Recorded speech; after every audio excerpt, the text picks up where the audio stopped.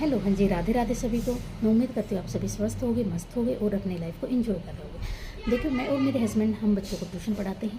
Tuition पढ़ाते पढ़ाते जब हमने कई बार कई चीज़ें फेस करते हैं जो मैं आप लोगों के सामने लेकर के आती हूँ।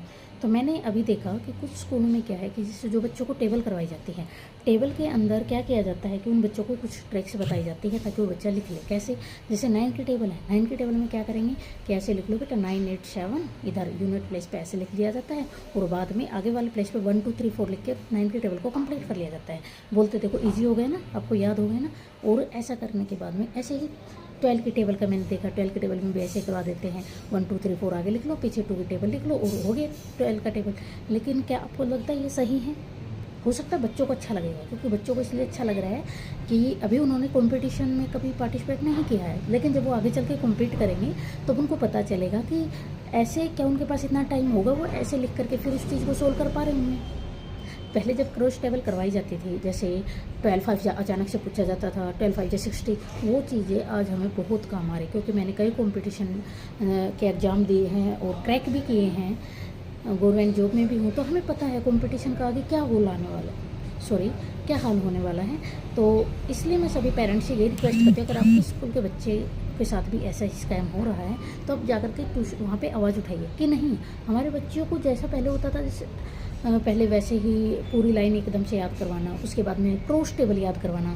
जैसे 12 5 अचानक से पूछा जाए, 13 7 अचानक से पूछा जाए और बच्चों को याद हो, उससे क्या होता है बच्चे की माइंड की जो सोचने की क्षमता है वो भी बढ़ती है। और उसको उस टाइम पे जो याद की हुई चीज़ है ना, अगर वो 3 4 साल लगातार वही चीज़ों पे गो थ्रू होएगा तो अपने आप वो चीज़ें याद रहेंगी। तो ये जो ये ट्रिक बोल देते हैं मॉडर्न तरीका पढ़ाने का, मॉडर्न नहीं है ये डिफरेंट तरीका है। और every different action is not right.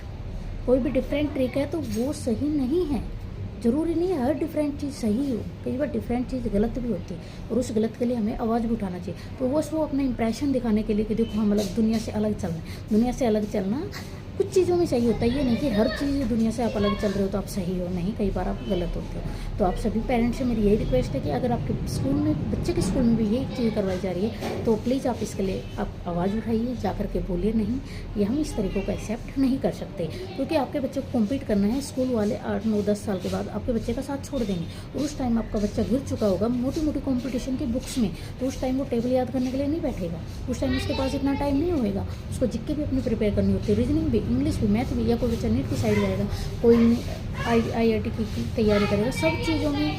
और आगे चलने के बाद ये ज़रूरी नहीं होता आपको कितना आता है, ये ज़रूरी होता है आप कम टाइम में कितना अटैम्प्ट कर पा रहे हो। तो अगर आप मेरी बात को समझ पा रहे हो तो प्लीज़ चैनल को लाइक कीजिए, शेयर कीजिए, आगे भी ऐसी आवाज़ उठाते रहेंगे। Thank you very much.